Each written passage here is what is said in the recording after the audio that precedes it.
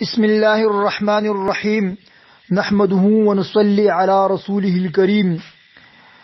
المرسترګه ستاندر ونیسی او دی په وخت کې څه کول پکور دي کوم المون څه کول شي نه هغه ته صلات کسوف یل شي.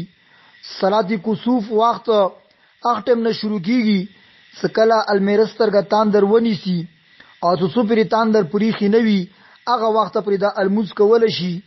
البته اور پرې کچته المرسترګه تاندر د سټیم غنیولي وسغه وخت مکروه ده به دی واکي الموز نه دی کول پکور په دغه مکروه واکي الموز نه علاوه دوا استغفار ذکر اذکار وغیرہ دغه کول پکور دي. صلات کسوف دی پارا اذان اور اقامت ضروری نه ده چې ته بوت اذان کوي یا اقامت کوي. البته که سړی اعلان وکي دی جمعتونه یا ګوډه وګرځيږي یا چلو کې ویل شي نو اعلان وته کول شي. اذان هم نشته اقامت هم نشته. صلات کسوف دی پارا خطبه هم نشته ده ته سړی ته خطبه وایي هغه بعد الموضوع کی. او صلات کسوف دواره کوته دي. صلات کسوف جامع سره وکړل شي ښه خبره ده اگر چې بل هم کول شي خو صلات کسوف جامع سره کول وکور دي. او دا صلات کسوف دا پټ الموز دا یعنی الموز قرات په پټ ورکی کیږي او کبه قرات ورکی جواب ویلو امامو دا گنجائش مو کېشتو دا. صلات کسوف دواره کوته دي یو المنزوله دواره کوته څنګه کوي مغانو منه به کوي هر رکعت کې یو رکوع قرات دوی سجدي مغانو منه تحیات. البته خبره صرف دغه چې قرات ورکی وګد وکي رکوع دا وکي سجدي وګدي وکي یعنی نور المنزونه لګ ورکی زیات کول پکور دي. تسبیحات ورکی سړی زیات وای او تلاوت ورکی لګ زیات وکي دا نور المنزونه صرف دا خبرو کې شته دا سړی زیات وکي. او څه په کوم روایتونو کې یو رکعت یا غنه زیات رکعتونو تذکرہ ملويږي هغه د پیغمبر سره سم خپل ځون ته خصوصیتو. البته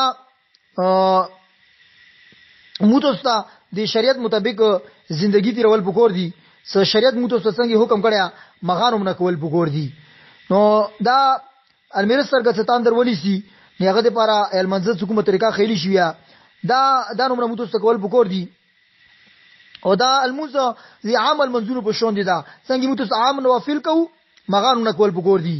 کچې ته خلک وو په جامع مسجد کې او امام هم موجود وو نو صلات کسوف یعنی د المرسترګه ستاندر ولي سي دا المون جامع سره کول پکور دي. مو ته مخې ویلو چې دی پر اذان او اقامت نشته دا. البته خلک چې جامع المسجد تر غوړي ک اعلان وکړل شي ښه خبره ده. او دین علاوه المرسترګه یعنی سپوږمۍ ستاندر ولي سي اخص المنزته صلات خسوف یې شي خې سره د هغه کاف سره د خې سره صلات خسوف نه دی هغه ممدانو منه طریقه ده. بهرحال کچې ته پاکستان کې الله دې نو کی بهرحال پاتې نه لګي کو وشورو المرسترګه تاندر ونی ولا او ټیمونه خېلی پکور داغه دا هر علاقې کې مسجدونو ته خلک روزي او امامونو ته علماو ته روشي جامع سره المزوکی او پکور د علما المنزنه بعد اور پر دو کوي چې المرسترګه تاندر پری خې نوي. البته کبه دې ټیم کې درونه بل المنزه ټیم راغلو په سړی کا دو نو کی خپل فرض المزوکی از ضروری دي. الله تعالی د موته سودانو منه حالات نو وسدي د زلزلې د المرسترګه تاندر نیول د سپوږمۍ تاندر نیول دا د ګناونو علامت دي. نن سبا ګناونه عام دي دروي غیبت چغلخوري زنو شراب مسلمان بیزتی دغه ګناونه عام شوي دي.